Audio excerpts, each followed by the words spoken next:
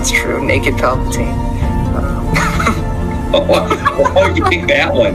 Fresh out of the clone tank, nude Palpatine is my Well, that's the first thing I think of when you say Dark Empire Palpatine.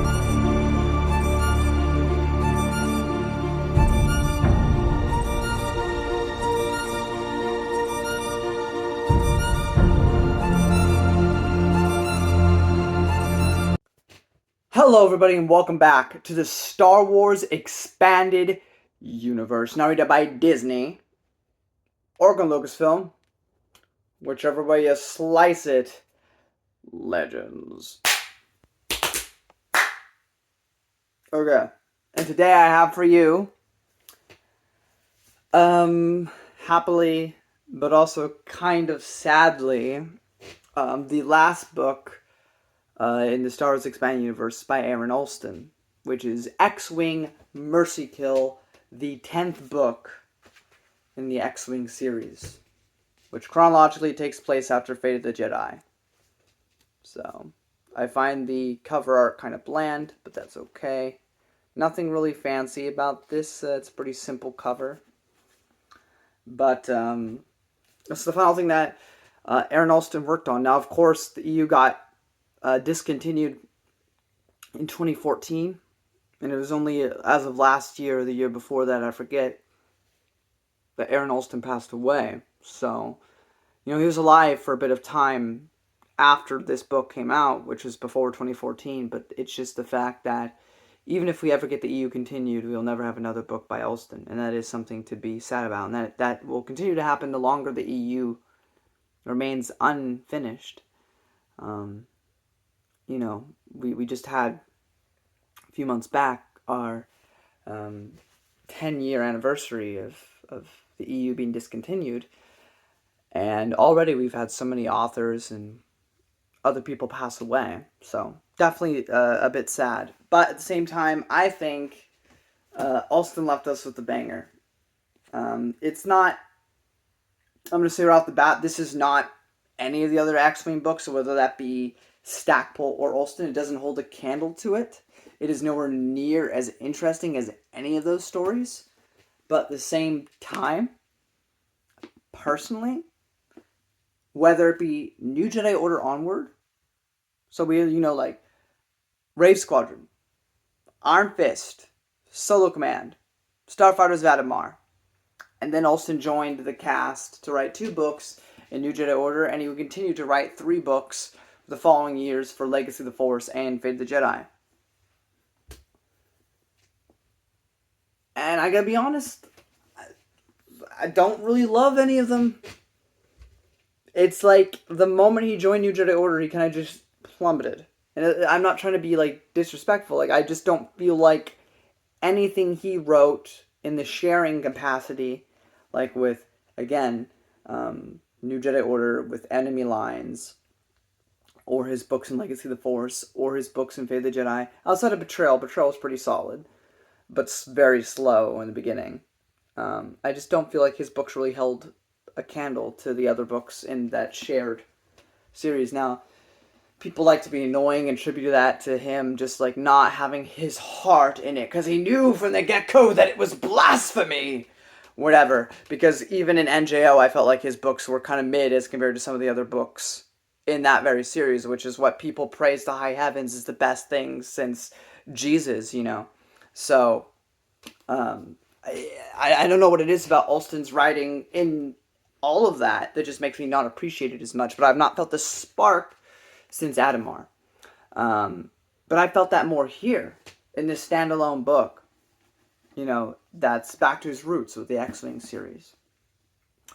Non-spoiler-wise, this takes place a couple months after the events of Fate of the Jedi, and everything's resolved, but not resolved at all, because, of course, again, at the end of my Fate of the Jedi review, we talked about how, literally, just out of the Force, literally out of thin air, sometimes in, the Outer Rim or whatever, I forget what specific areas they're mentioning, a tentacle will just pop out of thin air and kill people. So that's just a problem left hanging, because Abeloth's not dead, so that's fun. No conclusion there. The Lost Tribe, not defeated, they're still around. I mean, they're much weaker now, but they're still around doing stuff. And Vistara Kai is around.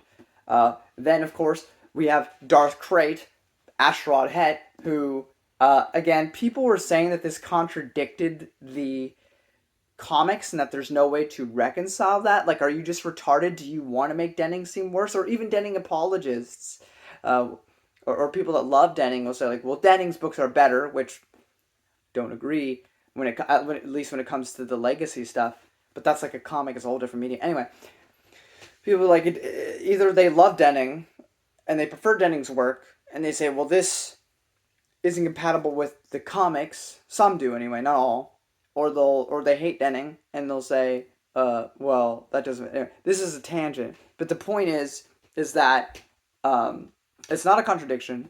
What it is something that does need explanation, though. It does need further elaboration, which is the fact that Darth Krayt does not name himself. He does imply that there's a separate Sith order from the Lost Tribe. Luke never confirms the fact that Darth Krayt is a separate entity from the Lost Tribe, but heavily suspects that he's something entirely different. So he knows that there's a being out there because this being helped him defeat Abeloth. And that's also just left hanging. And there's no conclusion there.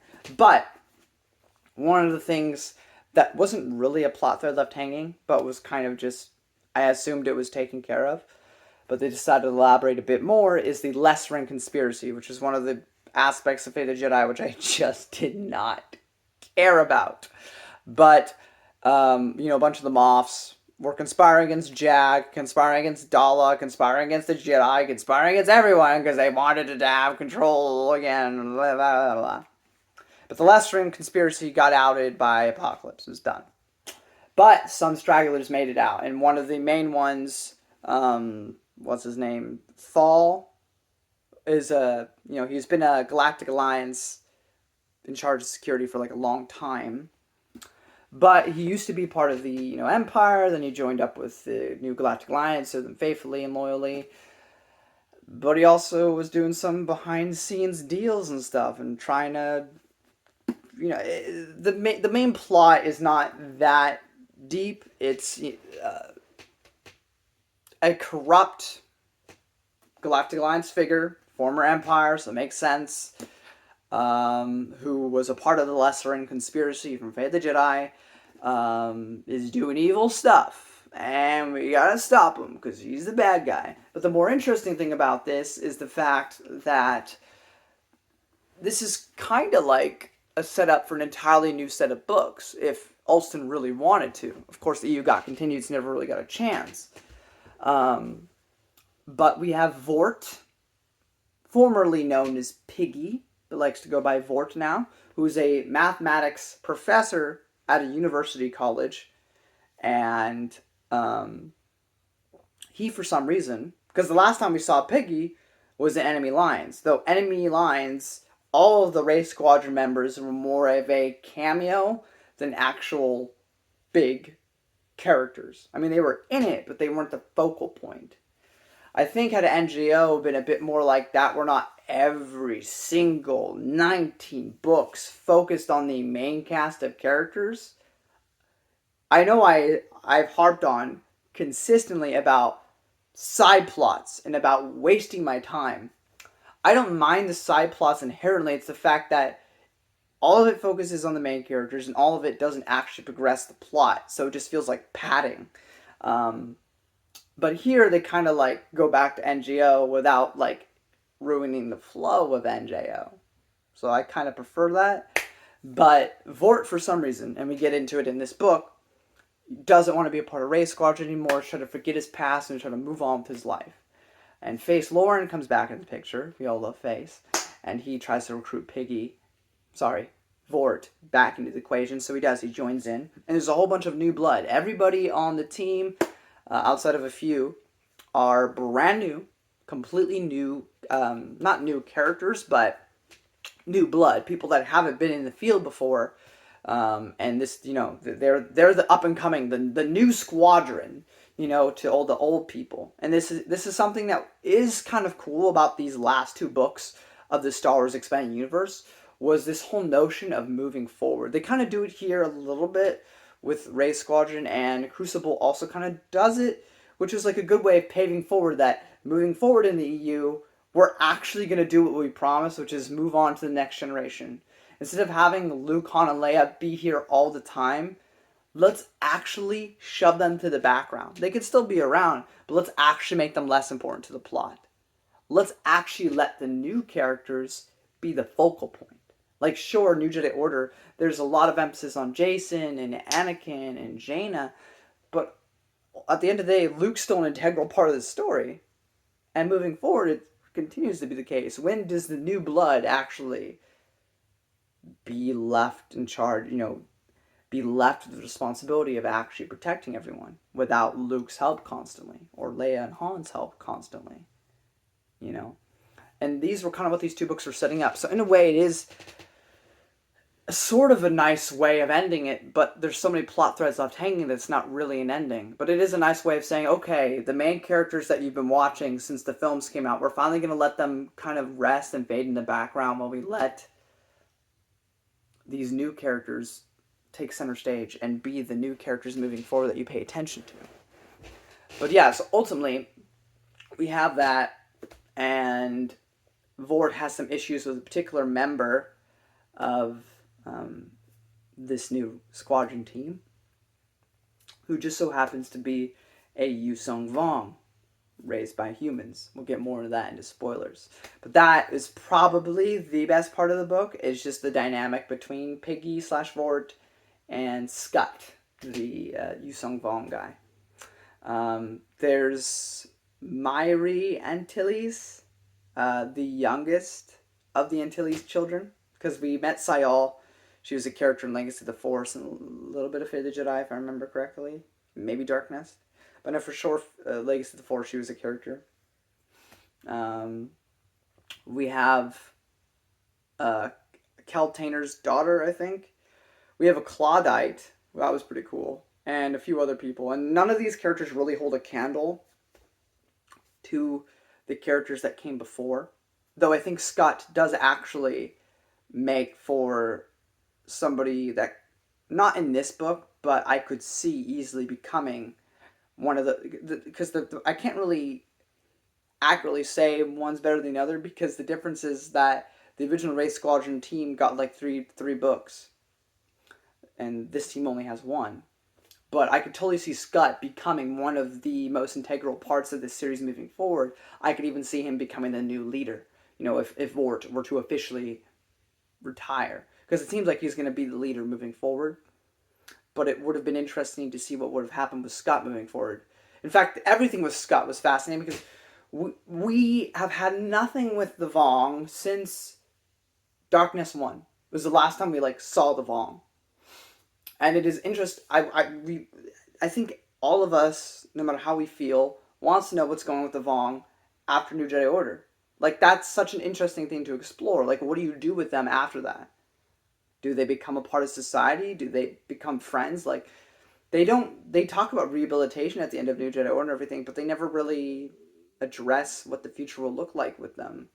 So I always thought that was a missed opportunity from NGO and onward. Then they bring it back up a little bit in the Legacy comics, but it's not enough. But so I really love Scott. He's probably my favorite character of this entire book, and I think most people probably agree with me. I don't think I'm saying anything new there. But sorry, I keep moving. But it was definitely an interesting thing. All that being said, but the main plot is pretty been there, done that as far as X-Wing books go. But there's a lot of good little character moments between Piggy or Scott or a couple of other characters that just makes it. And the dialogue in here just feels so Allston, and I just feel I don't know, where was this in New Jedi Order? Where was this in Legacy of the Force? Where was this in Fate of the Jedi? I just felt Allston just left, but he's back. And it's not the greatest story ever, and it's definitely the weakest of the entire X-Wing catalog. Actually, I might... do I like it more than Izar's Revenge?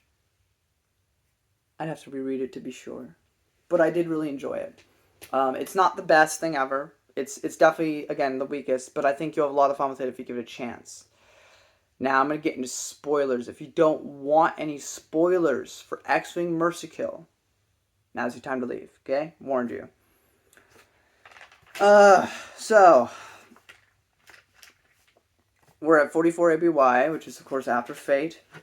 Though the first thing we get is a flashback to 13 ABY, which of course is 13 years after the Battle of Yavin, which would be about 10 years after Return of the Jedi, since Return of the Jedi is 3 years after A New Hope. And this is a little bit after, I guess, where we would have left them, because this is before the Vong War, but this would be after, I guess, Solo Command, following up with Piggy and what's been going on with the Race Squadron team. But then it's just a little typical Race Squadron adventure in that, like, opening section. Just a little, like, adventure that they had that we didn't see beforehand. It also introduces a character that matters for Piggy moving forward.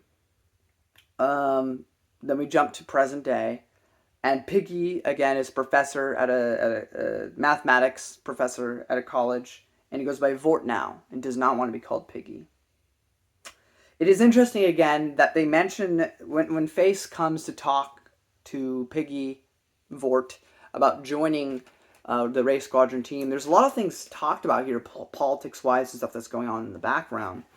But they, again, and this has been going on since Fate, mentioned the slave uprisings. So they've been really pushing this. I really wonder where this would have gone had the EU been continued.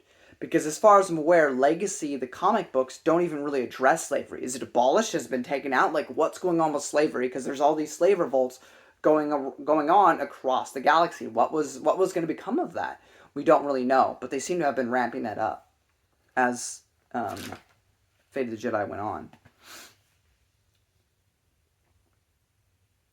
Yeah, so as I said in the non-spoilers, the Moff conspiracy is the carryover from Fate that this book addresses.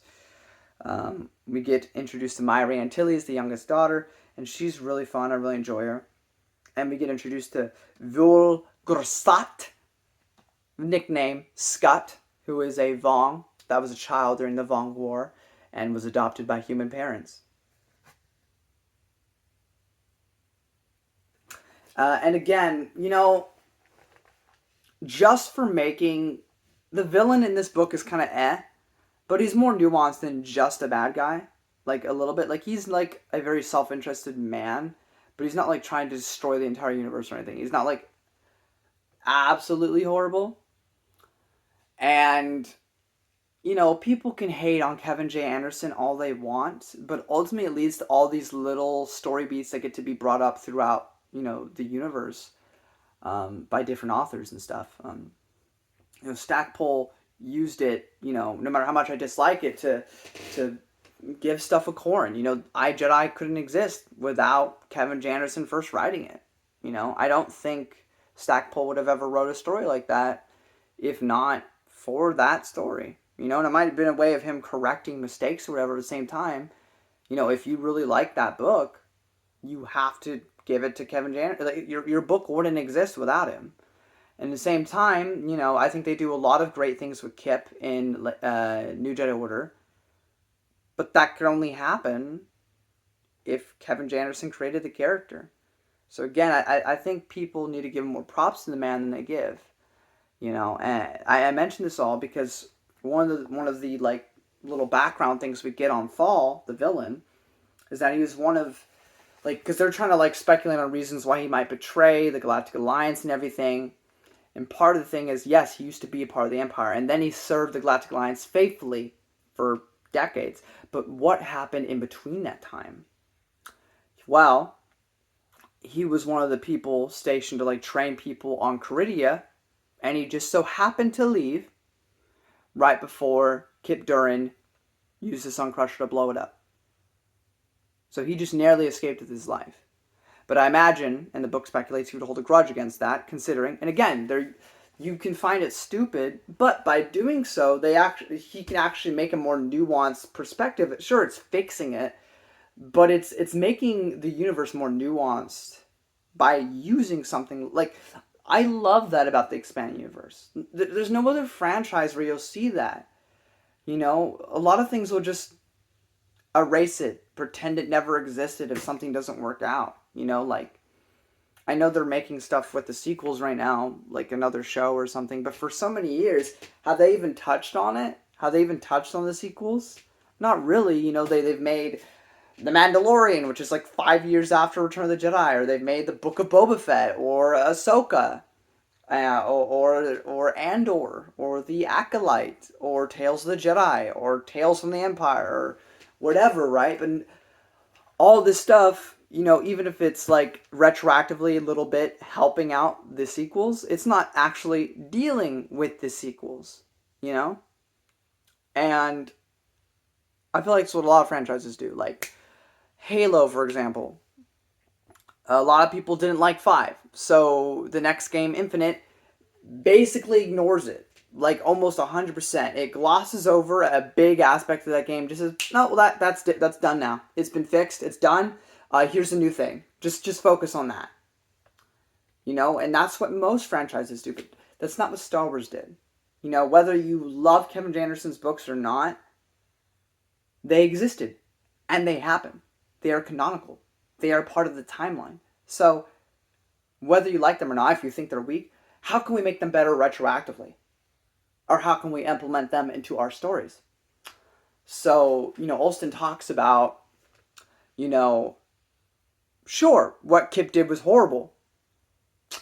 But, and while it was a war crime, and the Empire has a right to be mad, they were still in wartime. So ultimately, even if the New Republic wasn't going to openly say it, they're actually quite pleased with what Kip did. Oh, they might not say that publicly because that looks really bad, but they were quite pleased with themselves about it. And of course, they have Luke backing up Kip. So in multiple factions, they just let him off the hook. Yes, that is a problem. This book addresses that. But it also addresses the kind of shadiness of the New Republic. They are corrupt. They let him go, mostly because of what Luke says, because his voice carries a lot of weight, and they don't understand force possession or anything like that, or what was going on exactly. But they were also pleased with what Kip did, even if they keep it to themselves. Even if they claim outrage publicly, that's not how they feel internally. And I think that works exponentially well as to, it's not even that deep, but it explains things quite well. They let him off the hook because they were happy. You know, it may have been a training place, but it was also a place where they got a lot of resources for the actual army. So it was actually a rather big boon, as the book explicitly says, for the New Republic. It was a big plus for them. So to anybody who says, like, oh, it doesn't make sense why they let them go, there's Allston explaining it years after the fact. You're welcome. And this is something that Allston does explicitly well, which I always appreciate Allston above Stackpole for this very reason. And I love Stackpole. Stackpole's a phenomenal writer. But if Stackpole writes a story, and this is how most fans would be, which is why it's a good thing that most fans don't get to write stories for the expanded universe or for stories in general. Most fans want to insert their beliefs onto the page, or their opinions. Now, every author does that, but there's nuance involved if you're going to be a good author. Or a great author, I should say, because I think Stackpole's a good author. I think Allston's great, which is ironic, considering that the only reason that Allston got to write books is due to Stackpole. And I appreciate that, and that's a great thing. But when Stackpole writes I, Jedi, and you hear him say things about Kip, or you hear him say things about Luke, right? This is stuff that fans and him have been thinking, and he's just throwing up onto the page his opinions through other characters. This is stupid! This is stupid! You think that's stupid, right? Well, I'm telling you, I'm validating you in this story right here. I'm having Corrin tell Luke how stupid it is. I'm having Corrin tell Wedge Antilles how stupid he is for dating Kwisatz. I'm doing it for you guys. I'm being your mouthpiece. Aren't you happy I'm speaking for you in universe? Right? Like, Imagine it's the opposite. It's something you do like, and somebody else who doesn't like it is shouting that into your book. You get kind of frustrated, right? That's part of the reason why I say that I Jedi is, despite the fact that Kevin J. Anderson says, oh yeah, I was completely happy with him using my stuff, it's disrespectful. I really don't see any other way you can look at that. Like, if you read some things, it's explicitly clear. Maybe that wasn't the intention by the author, but that's how it comes across when you read it. Whereas when Allston writes stuff, whether it be this here, or like in Starfighters of Adamar, when he breaks up Kwisatz and Wedge, he could have just done what Stackpole did. And be like, well, this is stupid. We should have never been together. Which he kind of does. But he does it in a more nuanced and respectful way. He says, yes, I did love you. And we did have chemistry. We had this. But we're too far apart. He gives in-universe reasons why it can't work. And they go their separate ways respectfully. So that way, both fans, those who did like it, those who didn't like it, can both be pleased with the outcome. That's what a great author does. And that's what Allston does here. Again, this is years after the fact. I mean, that event happened decades ago by this point in universe. But he brings a little bit of nuance to the discussion, which I always appreciate about Allston. Moving forward,